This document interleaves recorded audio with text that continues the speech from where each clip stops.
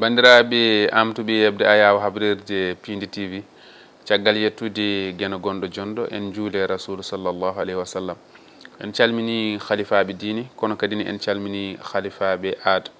kongol waɗi temedere e capanɗe jeeɗiɗi e jeegom kaden mbaɗa oɗo émission biyeteɗo holmo woni an ɗum noon ko weltanade kadi ɓen ɓe ganduɗa nana kuccite men e kala saaha hande ko noon en bismima goto e ɓiɓɓe leñol ngol nde tawno émission mbiɗen ko jahaten ko gadden neɗɗo mo ganduɗa ina wawi taw o yetake e karalle kese ɗe ɗo banggue e karalle fulɓe ɗe walla mbiyen téléji fulɓe walla radio ji mumen ina wawi taw koɓe dañata yettade ɗum no poti yettorade ɗum jehen ƴeewen on neɗɗo kono noon hande oɗo mo bismiɗen o wiyete ko président Abdoulaye Mamadou Guissé ɗum noon ko en mbatta joni joni so wona tottudembo o salmodira e yeɓoɓe ayaw habrirde Pindi TV assalamu aleykum. maaleykum salam Ba Mody mbiɗe jogui weltare won arde hande ɗo e télévision mawɗo o Pindi par ce que c'est la première fois garmi ɗo kono mbiɗe jogui hen weltare par ce que vraiment minen jabbe amen fof ko pour pulago ngu yaara yesso hay so yimɓe ne ɓuuri min andude e jolfe o e haalde jolfe e français mais pulago ngu woni ƴiiƴam men woni fof min te kadi ko ɗum min woni farno men donc mbiɗa yettuma mbiɗa yettu kala jeeɓowo télévision Pindi a jarama e invitation o noon ɗum noon en mbatta joni joni so wona jehen rési Abba Sarr artan en e biographie Abdoulaye Mamadou Guissé walla mbiyen dartol gurdam en jeehi bandiraɓe musidɓe tedduɓe yeeɓiyankoɓe Pindi TV to gonɗon e no gonirɗon yo jaam e kisal won e mon hande émission mon hombo woni an bo Ba Mody yuɓɓinanta on e kala saaha ina jaɓɓo koɗo tedduɗo biyeteɗo Abdoulaye Mamadou Guissé e tongode temedere e capanɗe jeeɗiɗi e jeegom holi gonɗo Abdoulaye Mamadou Guissé Guissé yi aduna koto Pikine jinnaɗo makko gorko ko médecin badduɗo hen ko wiyete ko poésie et de musique nene makko ko maabo jeeya ko to mbañ tawate ke nder Fuutay Kumbalu jangde makko lesɗude fuɗiri ko Louga to kaw makko tokoro makko Abdoulaye Racine Guissé gonnoɗo directeur école 2 ton montagne o jokki nden jangde koto Pikine école 1 jangde makko secondaire o waɗi ɗum ko lycée Limamoulaye to Pikine kam e lycée Blaise Diagne nde o heeɓi bac o yaɓani dawla France ngam ɓeydoyde jangde towde to ICOS e nder Paris ko toon o heeɓi master makko en ingénierie culturelle comme banque de finance kon nden Abdoulaye Mamadou Guissé wonti expert en évaluation et suivi ndo atti Paris ombo wondi e acteur uji culturel hewɓe dilloɓe e ko fate art ko ɗon yetta Guissé o waɗi créé observatoire de la musique et des arts du Sénégal biyeteɗo OMAR o haɗani ɗon kanko Abdoulaye Mamadou Guissé o waɗi mettre en place le centre culturel de Colin Powell gorkajo ko poète ko écrivain ko producteur ina jeeya e œuvre uji makko poétique téléfilm biyeteɗo Lambaji anthologie de 1000 continents Abdoulaye Mamadou Guissé ko waɗi ko haaldotako e ñalawma goto bandiraɓe musidɓe tedduɓe ko o gorko woni koɗo Ba Mody e émission mum hombo woni an ɗum noon Seydi Guissé en jii biographie o woni rewari o beela ɗa wawi min waɗandi hen commentaire ko tubako wiyata eyyi bon commentaire o mum so wona d' abord mbiɗa weltima no fewi no maniére mbaɗɗon présenté ɗum ɗo biographie par ce que neɗɗo ala so wona to laawol ganduɗa Allah waɗino ɗum par ce que neɗɗo sa jibinama ha ɗo haɗa yaha ha aɗa mawna ha aɗa wona quelqu'un wonto ganduɗa il faut que ndewa hen min noon Allah walli kam jangde nde wonno priorité am min jangde woni priorité am par ce que sa woni maabo aɗa andi aɗa heewa ko ganduɗa aɗa yiiɗa wadde ɗum andude aɗa jogo ko tobako wiyete curiosité ɗum waɗi min guila gonmi cukalel ha joni ha Allah rokkam ɗuɓi kammini koye gandal tan doganmi ko hen tan gonmi ɗum noon waɗi biographie ko ɓuuri kam welde hen ko woni min fandare jaɓɓalam e aduna woni wallude yimɓe mbaɗa feere ha neɗɗo jeeya hoore mum ɗum waɗi sa yi à part société ganduɗa mi udditi ɗum min koye ONG uji tan gonmi woni OMART Observatoire de la musique et des arts du Sénégal ganduɗa ko ONG mo ganduɗa koye culture pina tawa e développement tan dillata te kadi projet uji mawɗi addi ɗum ɗo e Sénégal donc so ɗum ɓenni noon mi waɗi mi janggi ko wiyete ingénierie culturelle banque et finance par ce que ɗum kadi won hitande nde janggumi ha keɓmi bac jaami France ɓe mbi kam yomi suɓo filiére uji holko jiɗmi janngude mbimi ko jiɗmi janngude ko culture holno Afrique holno mbatten ha par ce que nden mbiɗa andi Afrique ne heewi culture pina tawa ne heewi ɗo ne heewi ɗo doole kono culture so haalama ɗo Afrique tan wayata kono jelotewɗo mo ganduɗa ala hay batte mo ganduɗa sa wirtima ɗum a rokkat ɗum a yurmoto ɗum ha aɗa rokka ɗum kalis ɗum wona culture ko ganduɗa ko ngaalu culture ko richesse ɗum waɗi noon mbimi min jiɗmi janngude culture pour hollude culture ko industrie ko société par ce que neɗɗo so woni homme de culture sa woni jimowo walla cañowo walla morowo ɗin fof ko culture ɗum noon aduna o joni nde totti ɗum doole e manam sa yeehi hande France walla États-Unis walla Canada mais ɗo Afrique anda ko ɗum ɗon ɓe mbaɗi culture tan ko ganduɗa wona presque wona métiel wona métial sa wi min komi culture o gonmi ɓe cikkata ɗum wona métial ɓe jurmoto ni hen sahaji ɓe cikkata jimowo o fot arde tan ne yima bamodi rokko ɗum hunde ya tan no mi jaggirta rokke hunde tan so bari ya ko jolfoɓe mbiyata Samba e Mbayane ɓe cikkata ko ɗum woni culture alors culture wona ɗum culture ko gandal ko jaɓɓal ko paamal ko ganduɗa il faut que neɗɗo anda ɗum anda ne wawi wadde feere culture o sen pawi ɗum e place mum e ɗo e Afrique e Sénégal ma ya ha waɗa Afrique pays guureji ganduɗa ɓuuri wonde développé e aduna kono ɗum ha joni famaka pamugol ngol noon ƴettuɗa nde oɗon filiére beela ɗum sattana e ma beela kadi a dañino jokkodirde on ton ko holon année wonno ko vers les années 92 93 jaami France nde keɓmi bac jaami bon filiére o nde ɓamanmi filiére o min ko défi wonno yam défi manam par ce que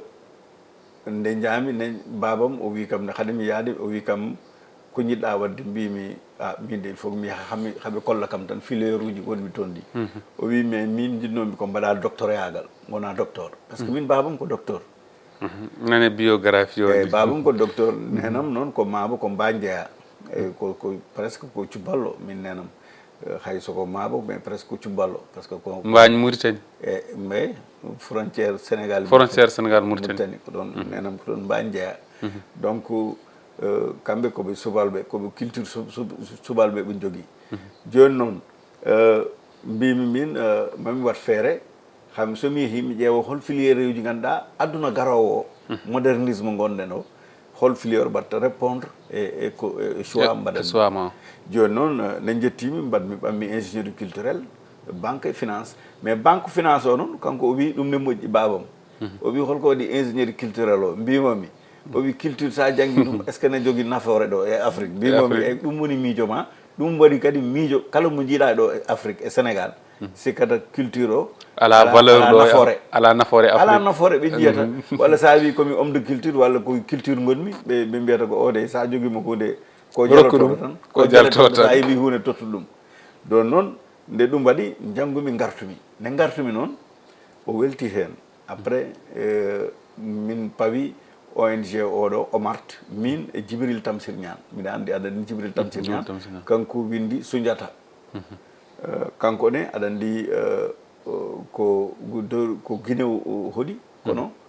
ko presque omo joguinoɗo galle par ce que ɓii ko mannequin international o Katoucha Niane ne heɓnoɗo kadi galle Dakar nden Djibril Tamsir Niane ne wonon ɗon ɗo ko heewi kanko Amadou Lamine Sall bindowo mawɗo poète ganduɗa kanko il est membre de l'Académie mondiale de la poésie e jowa kam yo Allah yurmomo yaafomo aɗa andi mo jowa kam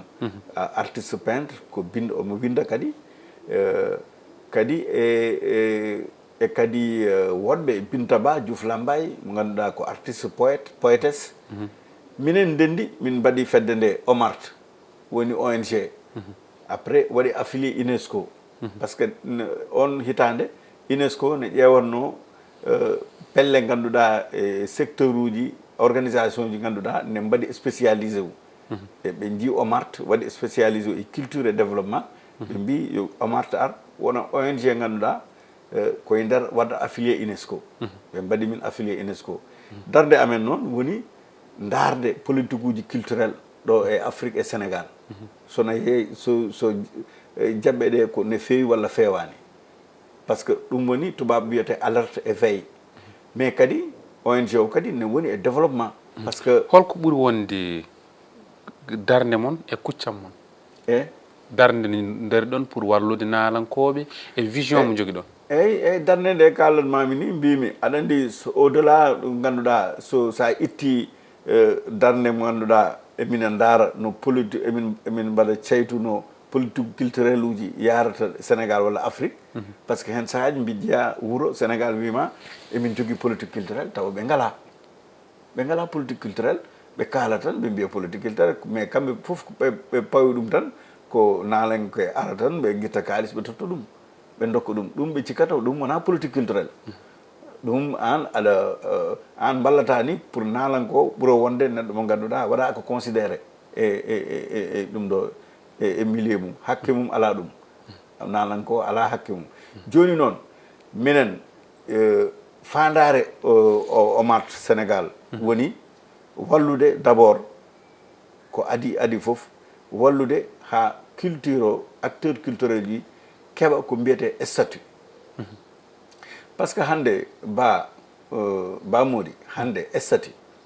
soɓe mbima Baaba Maal ko artiste musicien holko firndata Baaba Maal ko artiste musicien ala ko firndata ɗum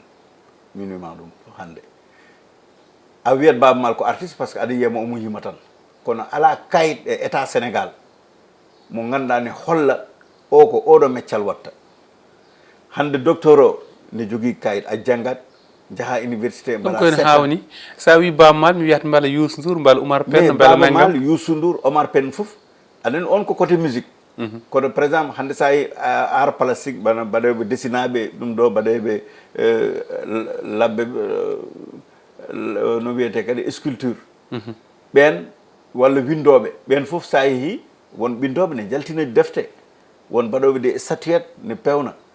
won mo ganduɗa ne mbaɗa tableau ji ne jeeya mais ɓen foof ɗo e Sénégal hay goto hen e mabɓe wawa wiyete oɗo ɗum woni meccal mum koye haala tan waɗaka recconi waɗano reconnaître ɗo e Sénégal a waɗaka reconnaître Baaba Maal hande waɗaka reconnaître Youssou Ndour waɗaka reconnaître kono kanko so darimo wiyata komi musicien an aɗa jaɓanima ko musicien mais ala kayit mo ganduɗa ɗo e Sénégal gouvernement Sénégal walla constitution Sénégal walla loi et règlement du Sénégal ne mbiya ɗum woni un artiste hande un médecin sa janggi a waɗi examen a heeɓi diplôme ka médecin un journaliste a janggat keɓa diplôme ka journaliste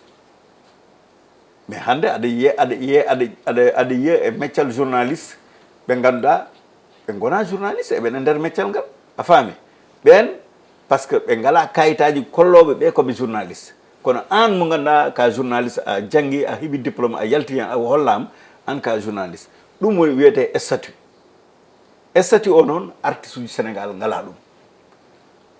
a jibinat tan a jibin onon Omar taka dari ko beelo ko fuɗɗima haɓade ɗum ha woɗi fuɗɗiɓe dañde ɗum walla non fuɗɗima haɓade ɗum gila min puɗɗi gila OMART jibina ha joni OMART nani dari hen kono ha joni ala régime Ablaye Wade waɗani ɗum Abdou Diouf waɗani ɗum Macky Sall fuɗɗima ɗum kono ha joni parani fewnaka ɗum woni statut de l' artiste joni sa gayni no hulɓini koy mais ne hulɓini ɗum hollata hande sa yeehi États-Unis walla Canada walla France artiste uji eɓe jogui statut no ngoye mbiyata o ko docteur walla o ko avocat ko noon mbiyata oɗo ko artiste te won kayitaji ganduɗa ko laamu ndu waɗi ɗum tracé laamu ngu wadde ɗum oɗo ko artiste par ce que wonko wiyete mécanisme won laabi ganduɗa a rewat hen ande tigi ana woni vrai artiste e voilà woni vrai artiste keɓa kayitaji ma ɗum hollata ka artiste kono sénégal ɗum ala ɗo joni kadi wonko ganduɗa min ɓooyi habde ɗum ha min keeɓi hen ɗum ɗo gain de cause mais ha joni no heddi wiyete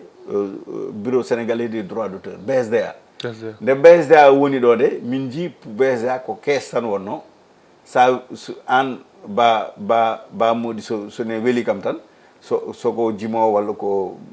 nalangue tan so ari mi ɓama e kees o mi totta ba modi ko ɗum wonno ɗo BSDA woni ka sehlam tan sa ari min guitta e kalis o min tottuma ɗum o marta haaɓi ɗum wi ɗum il faut iwa ɗo e sénégal il faut que kala mo ganduɗa ko jimo walla ko nalangue heeɓa hakke mum e BSDA ne yooɓe ɗum noon ndemin kaɓi ɗum ha Allah waɗi président Macky Sall ari o wi joni mami ittu BSDA kono ko jiɗɗon min mbaɗimi ɗum proposé SODAV kadi hay hande sa heeɓi carte SODAV te ko ɓuuri hawni sa heeɓi hande carte SODAV ɗum wona firnde ka artiste ha joni takatama andede ka awɗatamonde artiste ha waktu mo mbiyatmami o mbaɗaten émission o hanani ha joni ni wona haydara ko firndintuma wona ɗo wona ala kayit mo firndinta neɗɗo ka artiste ɗo e sénégal waɗaka taw voté loi on loi ala ɗo e sénégal ɗum waɗi noon kala biɗomo ko artiste sénégal mais haala tan kono wona haydara ko firndinta ɗum waɗi noon wadde ko consensus tan no waɗe ɓe jalta leydi ndi ɓe garta kono ɓe ngala keftinirgal ko banggue état ambassade ni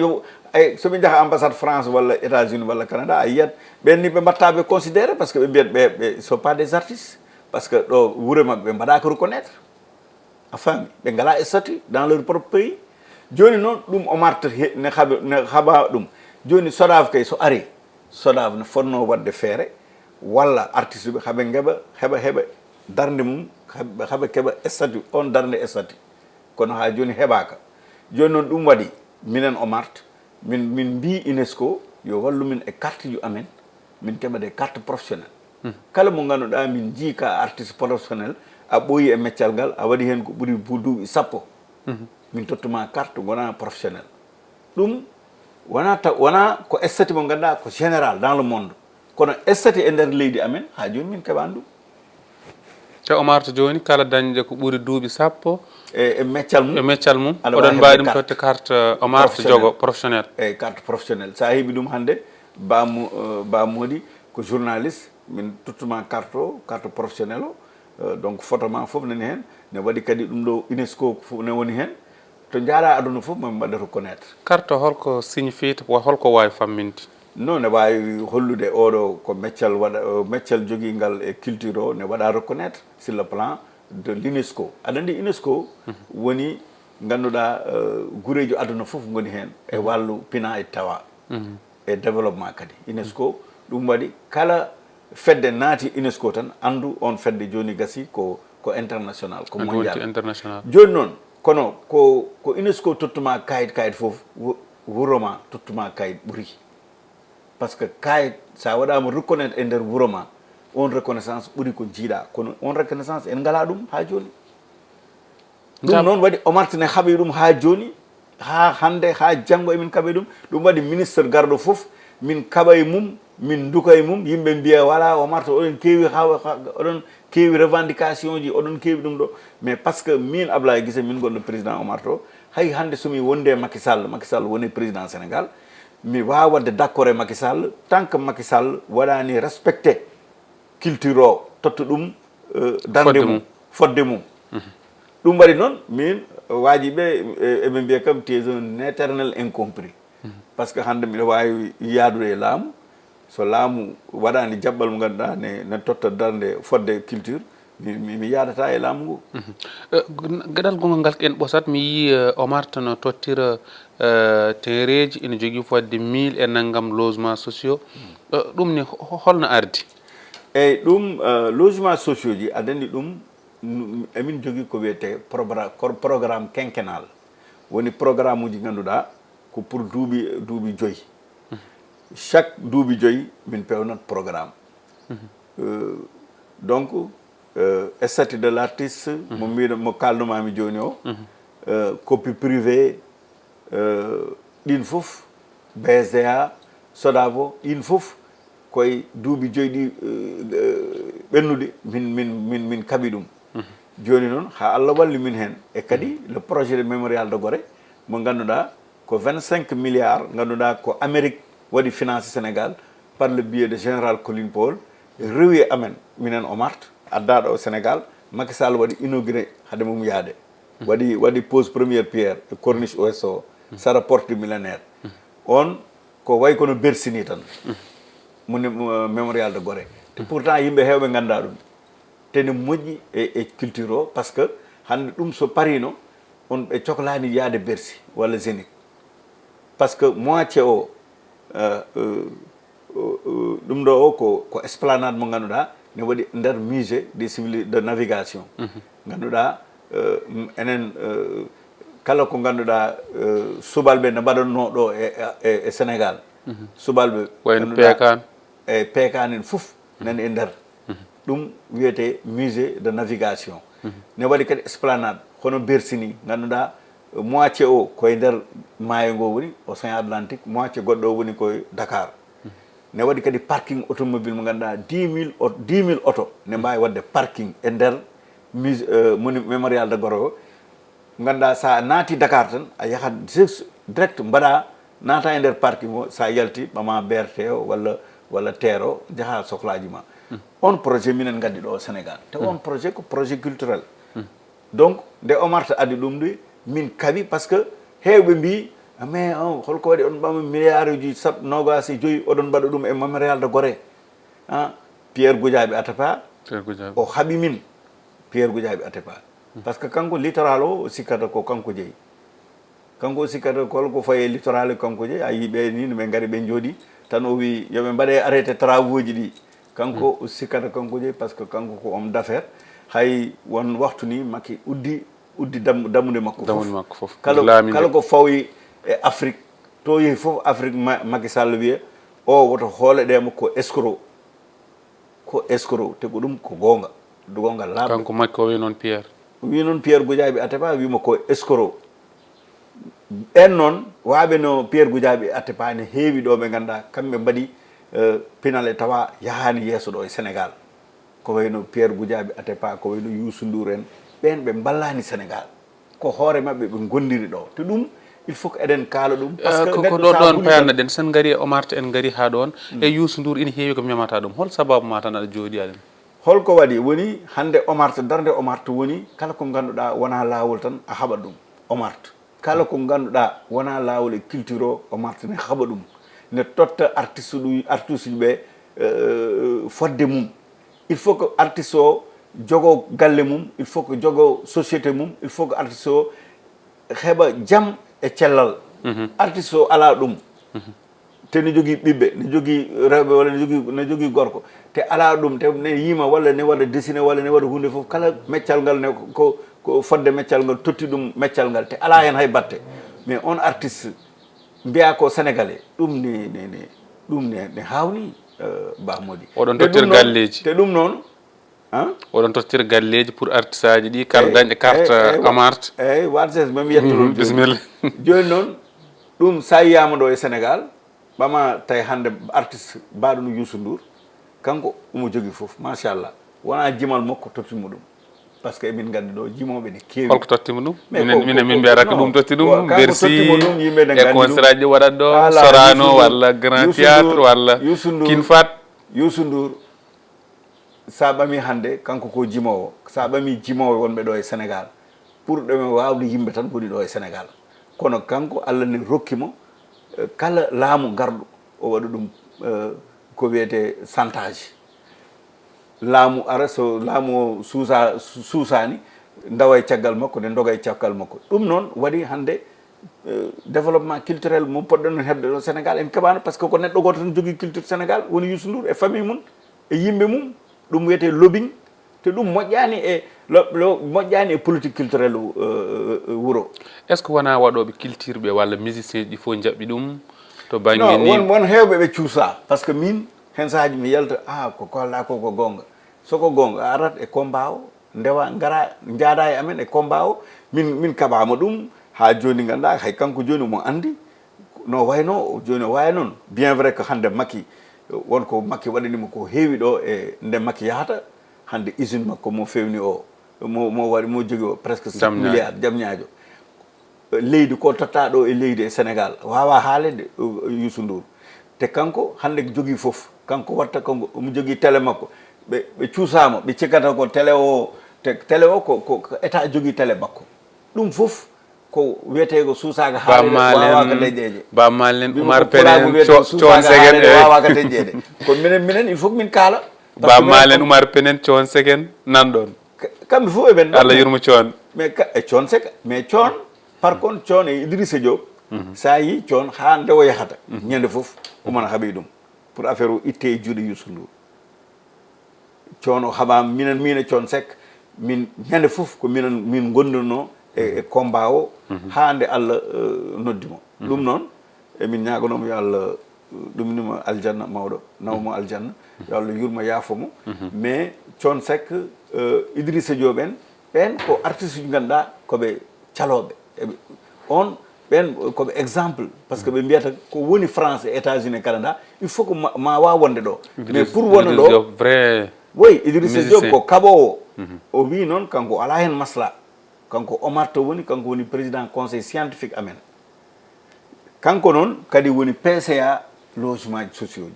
logement sociaux ji noon emin jogui partenaire uji ganduɗa e plan quinquennal mo mbimami o plan quinquennal ko pour duuɓi 5 so fewnama ɓe mbiyat d'ici e duuɓi 5 emin min jiiɗi pewnude 10 000 logements sociaux pour artistes uji e yimɓe ganduɗa kadi e famille des artistes e yimɓe ganduɗa kadi rewɓe ɓe ganduɗa hande eɓe poti heɓde par ce que debbo e culture ko ñammuɓe min e culture debbo woni premier facteur culture debbo par ce que debbo sa yi debbo no yaha tan ko culture jahaw sa andu ko culture debbo sono defa defgol ko culture sono ɓorno sono waɗa sance no ɓorno wuttiri ne mooro ne waɗa makki ɗum fof debbo fof mum ko culture ɗum waɗi rewɓe ɓe te kadi engagement ɓe social mabɓe ɓe jogui e aduna e Sénégal o watta kamɓe eɓeni e nder programme men o artiste uji nani hen rewɓe nani hen yimɓe ganduɗa kadi gala doole ganduɗa ka sénégalais ala doole aɗa jogui galle aɗa jogui debbo ma walla aɗa jogui joom galle ma oɗon heeɓi sukaɓe on ngala galle oɗon goni e location te en jii Macky Sall waɗi usti location kono waji ɓe cali joom galleji ɗi cali mbi ustata joni noon on programme min mbi ɗo e duuɓi tati min keeɓi terrain uji ɗiɗi 417 hectares mo ganduɗa ko partenaire amen Planète Finance soodi e état Sénégal Diamniadio e Dias aéroport Dias e dow autoroute o e kadi Kayar sara Bayakh ɗon kadi e sara maayo ngo min keeɓi toon 417 hectares 417 hectares fof ma ɓam 5000 logement ji galleji ɗi galle fof ko 300 mètres carrés aɗen ɗo Sénégal Dakar walla ɗo jaaɗa Sénégal fof galle ko 150 mètres carrés holko waɗi min waɗi e programme o 300 mètres carrés par ce que hande tawi soka artiste gonɗa aɗa sohla studio d'enregistrement soka gamowo gonɗa aɗa sohli salle de spectacle mo mbattade e baale mbatta répétition ɗum waɗi galle o galleji min mahat galle ha min gasa hamin gasna min poɗɗo tottude yimɓe so tottama noon ko nden coopérative o udditte coopérative par ce que ɗum neɗɗo kadi saɗa totta ɗum a waɗa ɗum organisé sa totti ɗum galle a uddini coopérative hande coopérative an aɗa wawi wonde hen mbiɗa wawi wonde gonne wawi wonde hen keɓen conseil d' administration on conseil d' administration wiyata neɗɗo foof baɗɗo tottaɗo e galle o no foti waɗɗo cotisé ɗo e duuɓi tati soko 50 000 walla 75 000 ha duuɓi tati ɗi so gasi tan galle an jeeyi tigi rigui ɗum noon en gardi hen ha ɗo ene wayno hojomaji ɗi ko joguinen ɗen heewani kono a waɗata roɓinde jawɗo tan yaawi de enen ko joni puɗɗiɗen e ko noon ma rew ko haala ka woni fayida no waɗi kaddi beele ko nalankoɓe tan natata e fedde nde ɗum kam hanti ko rowde e mouvement biyeteɗo mouvement culturel pour les salis du Sénégal fulla ak fayida ɗum ko parti ma taw heddi ko kadi ma mem hen seeɗa ONG o jiiɗa eyyi ɗon ko banggue mum par ce que ONG watta politique eyyi parti o noon ne waɗa politique mais politique o kadi sa yi emin mbaɗa politique ko pour ko jin ko woni fandare men e pinantawa o ɗum ɗo fodde mo ganduɗa artiste uji ne poti heɓde ɗum waɗi min mbaɗi créé parti politique par ce que ONG a suusa wadde politique e nder ONG non politique par ce que ko woni ko organisation internationale hande UNESCO so yi ONG ne waɗa politique mais ɓe mbiyata ko financement amen joni min naggat financement mais sa yiiɗi wadde politique a yahat ministre de l'intérieur uddita parti ɗum waɗi min udditi parti biyeteɗo mouvement culturel pour le salut du Sénégal fulla e fayda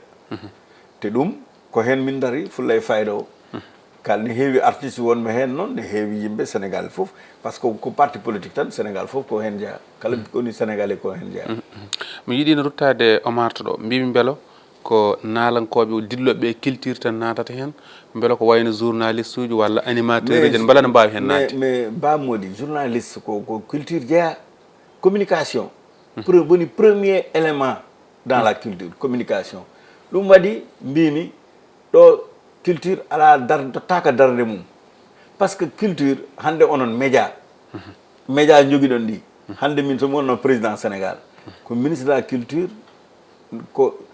la culture so fawama communication koye nder culture o wonta donc onon ko hen jeeyaɗon e galleji ɗi ko hen jeeyaɗon technicien ji preneur de son monteur journaliste presse écrite éditeur écrivain foof ko hen jeeya koye projet o jeeyaɗa galleji jeegaɗon donc de droit te kala jiɗɗo e mon wonde kadi membre o mata heɓde carte professionnelle ɗum kadi ne wawi wonde en gardi hen ha ɗo o holliti en hojomaji ɗi gasi wadde konngol mbayni koko wili ma artoyɗo taw koye ma artoyɗo saabu haala ka no waɗi fayida vraiment ɗum tagui en kaali ko fodde 40 minutes sa yiiɗi mbiya kono noon wonno yewtere nde ne waɗi kaddi ne weeli ko ɗum saabi no wayno mi tan tonggol eyyi tonggol ngol dal ko tongal men woni mbiɗa yettuma no feewi mbiɗa yettuma c'est la première fois joɗen mais kadi mbiɗa ɗacci hakkillema e ma quoi par ce que ka journaliste mo ganduɗa mi yi aɗa jogui darde quoi côté communication pulagu ngu te ɗum ne waɗi importance par ce que seɗen jiiɗi wadde changé walla yarude yeeso pulagu ngu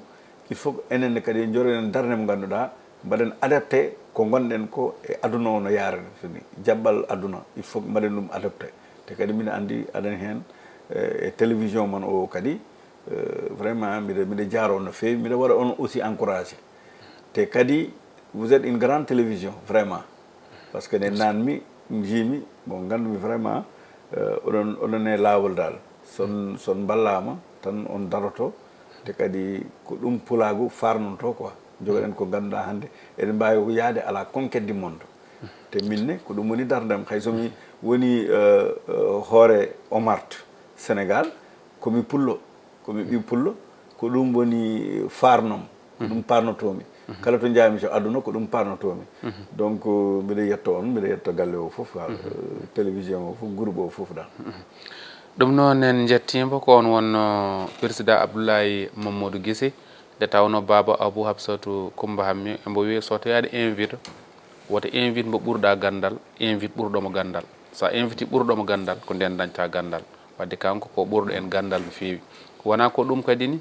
sen jii biographie makko walla dartol gurdam makko ko gando ɗo rewi ɗo